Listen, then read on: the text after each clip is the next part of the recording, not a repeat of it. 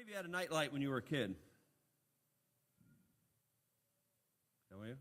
I remember in our house we had to have Scrappy-Doo when my kids were little. Now, I never really knew who was Scrappy-Doo. Is he like Scooby's little brother or cousin, something like that? I remember he was popular at our house, so the kids had to have a Scrappy-Doo nightlight. Now, why do kids have nightlights? Afraid of the dark, right? I know people that grow up and are still afraid of the dark, right? I'm pretty amazed, actually, when I'm on call duty as chaplain at DeGraff Hospital and my pager goes off at 2 o'clock in the morning or 3 o'clock in the morning and I have to drive down to DeGraff. The number of houses that have lights on. I have a neighbor 2 doors down. I'm convinced the lights at night are never turned, and I'm not talking about a light, I'm talking about the living room, the dining room, the kitchen, the lights are on all night long, every night. The number of houses I go by, I look, and then I get that feeling of, I don't want them to think I'm creepy, and I'm looking in their house, as I'm driving by. It's like, why are your lights on at 2 o'clock in the morning? People don't like darkness, right? Excuse me. I'm going to say that a bunch of times because I've got a bad cold. Back home, we had an area we called the subway. It wasn't really a subway. It was where the road went underneath the railroad tracks. Excuse me. And it was dark under there. And if you were walking home at night, oh man, excuse me. Actually, what I need is that bottle of water right back there. Thank you.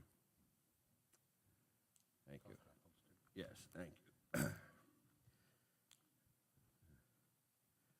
I heard a story one time of a preacher who used to preach too long, and so his wife gave him the idea, gave him a cough drop, stick in his pocket, and said, put that in your mouth when you start to preach, and when it dissolves, you're done. So one day he reached in his pocket, and he put it in his mouth, preaching. He ran out of notes. He's talking. Finally, they stopped, and afterwards his wife said, I thought you were supposed to die. He said, well, it just didn't go away. He says, and after church, he said, I accidentally put a button in my mouth. Okay, sorry about that. I obviously wasn't planning to say that. Anyway, we had this area would go underneath. The road went underneath the railroad tracks. We called it the subway. And when you're walking home at night, small town, walk everywhere when you're a kid. And we'd get set, and we would run through that area, get out to the other side, and then we'd be safe. Now, two interesting things about that. One is, one of the things we would do when there was more than one of us, when it'd be a crowd so it's not so scary, in the wintertime we would take snowballs and toss them up to the lights, and the cold snowball hitting the hot light, they would go boom, which made it even darker, which was kind of silly because we were afraid of the dark, but it was fun watching the light bulbs pop. Another thing that made it scary is off to the right, there was this probably about half a dozen small crabapple trees. And it was all grown over. And I'm going to be extremely not politically correct here. That's where the bums would sleep. Now they're homeless people, right? But back then we called them bums. Just what it sounds like. They would ride the rails, get off, and if you went up there in blazing daylight, and you peeked, you could see there was a place set up, cooking something. Once in a while, you'd run into a real bum.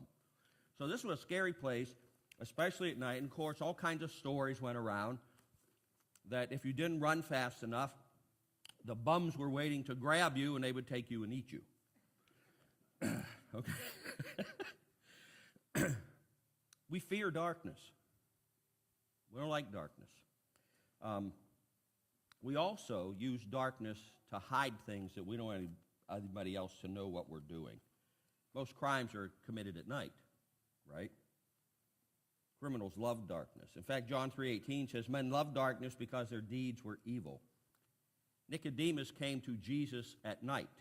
Now, he wasn't a criminal. He wasn't doing anything wrong except in the eyes of the Jewish leaders, but he didn't want anybody to know he was talking to Jesus. So he went at night. 2 times, Jesus says, I'm the light of the world. One has already been read. The other one is in John 8, chapter 12. And it says, when Jesus spoke again to the people, he said, I'm the light of the world. Whoever follows me will never walk in darkness, but will have the light of life. Now, the context of each of those statements, what was read in the beginning of church and that one, are different. But this one from John 8:12 was when Jesus was teaching in the temple during the feast, in fact, the last day of the Feast of Tabernacles. On the first day of the Feast of Tabernacles, in the temple, they would light these 4 large candelabras. They each had 7 candles, and everybody present there and also in their homes would each light a candle for the Feast of Candles. It said that there was so much light that every street in Jerusalem was lit. So Jesus is speaking on the last day of the Feast of Tabernacles when all the candles are extinguished. And that's when he said, I am, again, calling himself a deity, God, just as at the burning bush, and I've told you this before, when Moses said, who shall I say sent me? I am sent you. Okay, he says, I am, same words, the light of the world. Whoever follows me will never walk in darkness, but have the light of life. And their reaction was, whoa, wait. What are you talking about? The temple and the law are God's light. You aren't God's light. The temple are. The temple and the law are. And Jesus responds by saying, look, you're not going to find any light in the temple, the kind of light I'm talking about. You're not going to find any light in the law, not the kind of light that I'm talking about. You find the light of God by following me. He's telling them that temple worship is coming to an end. The Jewish law is coming to an end. The leaders are angry. Their power is being superseded. Now, I have a 100% record of not using this sacred space to talk politics, okay? You'll never hear me say, standing up here, vote for this person or that, or I endorse it. That doesn't happen. You want to talk to me after church, I'll tell you all kinds of, I'd be happy to talk about my opinions. But there's something going on that fits right into this, and that is what the Republican establishment and their feelings towards Donald Trump. Their power is being threatened because he doesn't fit the mold. He's not part of the establishment. They're not going to be able to manipulate him, and so they're very angry at him. Now, I'm not comparing Donald Trump and Jesus, but the situation is similar. The teachers of the law, the Pharisees, they were angry because he is a threat to their power. They were able to manipulate the Jews, and they know they're not going to be able to manipulate him. In other contexts, John 9:5, Jesus heals a man born blind. Now, that's a miracle, right? That's a miracle. If you're blind and all of a sudden you're able to see, that's a miracle. Okay, now, the physical part of that is amazing. I don't know if you've ever seen that kind of miracle. I've seen some. I've seen people healed of cancer. I've seen people who were deaf be able to hear. I've seen stuff like that happen. I don't know if you've ever seen a miracle like that, but it's pretty amazing when you do it. So, in and of itself, that's really great. But then Jesus says, I came into this world so that those who do not see may see. He also spiritualizes it. He's telling them, not just this with your physical eyes, but with your heart. You're going to be able to see God. He spiritualizes it. And it's evidenced when the man who was healed ends up saying, I believe. He not only received the physical healing, but also the spiritual healing. It's amazing when that light goes on for somebody. I mean, physical healing, miraculous physical healings are great, but, we're going to eventually die anyway.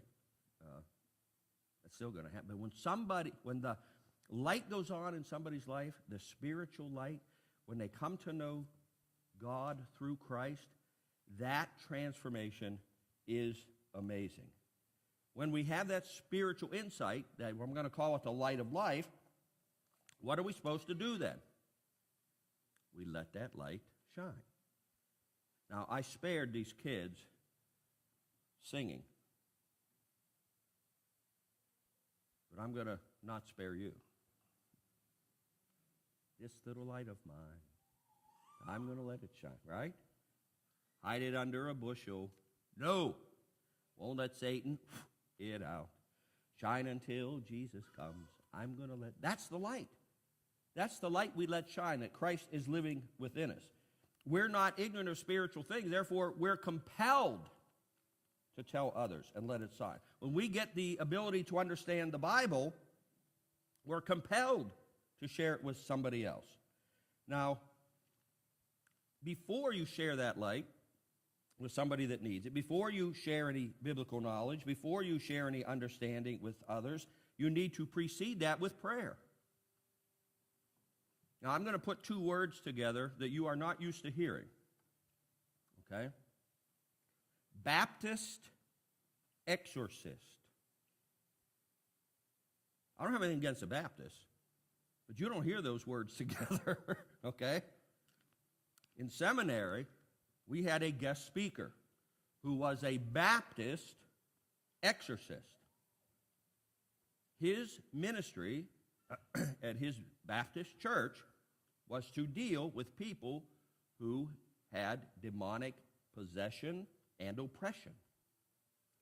He was a Baptist exorcist, okay? And, of course, once he gave his presentation and he opened it up to questions, you can imagine the questions we had. Well, one of the questions that came up was, how do I pray for my family members, people that I know, people that I care about? How do I pray for them to come to know Christ? And I'll never forget his answer. It's been 25 years at least since I was in that class. Here was his answer, and here's what I want to share with you. If you know somebody that has not yet had the light of Jesus shine in their life, here's how you pray for them. It's not hard. Pray that their hearts will be open to the light of the gospel. Pray that their hearts will be open to the light of the gospel. Precede, anytime you go to talk to somebody about the Lord, proceed with that kind of prayer. Now, we're going to be talking in the class I teach after this today about how to pray for prodigals. It might be your children or somebody you know. And I would like to read this story that's over 1,600 years old, okay? I'm taking this from my class. There's a woman named Monica who was raised by Christian parents in North Africa. When she was old enough, her parents arranged a marriage to a pagan man. Evidently, the marriage was very difficult because of divided spiritual loyalties. Monica and her husband had 3 children who survived. 2 of them followed Christ, but one son left the faith of his childhood. By his own admission, he chose the path of worldly pleasure. For many years, he lived with a mistress, and together they gave birth to a son out of wedlock. He broke his mother's heart by joining a religious cult. Monica prayed for 17 years that her son would return to Christ and to the church. Looking back, her son said that she watered the earth with her tears for him, praying more for his spiritual death than most mothers pray over the physical death of their child. She fasted and prayed and asked God to save her son. One day she went to see the bishop and with tears asked why her son was still living in sin. The bishop replied with words that have become famous across the centuries. It is not possible that the son of so many tears should perish. Your son will be saved. He was right. It took several more years of fervent praying, but eventually Monica's son came to Christ. Anybody know this story and know who the person is? His name is Augustine, and he became known as Saint Augustine, universally regarded as one of the greatest thinkers in Christian history. 16 centuries later, his books and writings are still in print. He makes clear in his confessions that his mother prayed him to Jesus. She would not give up, and eventually God answered her prayers. I think the bishop was right when he said, "It is not possible that the son of so many tears should perish." How precious are a mother's tears.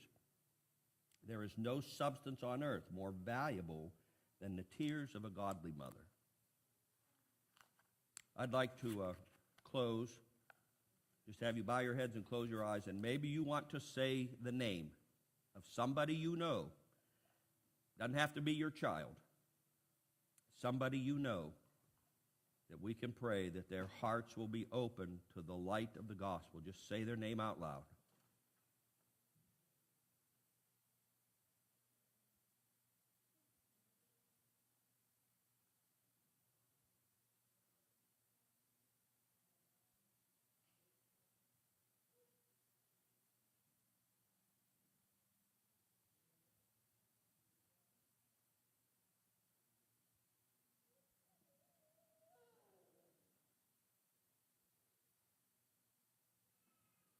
And Lord, I say Ashlyn, Payson, Julian, and Jaron. For every name mentioned, open their hearts to the light of the gospel. Amen.